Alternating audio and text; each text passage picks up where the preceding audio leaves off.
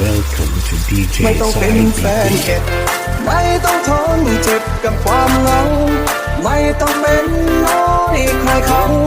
ฉันจะเอาเธอเป็นตัวจริงอ้อมกอดผู้ชายคนนี้จะประชันกับเธอที่รักจริงฉันไปให้เธอทิ้งไป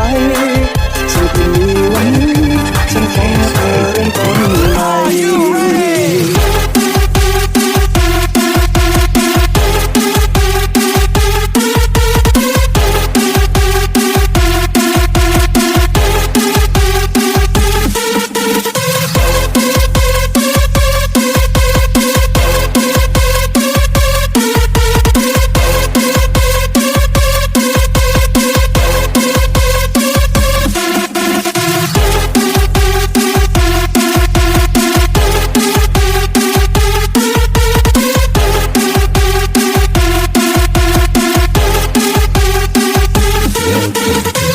ไม่ต้องเป็นแฟนเก็บ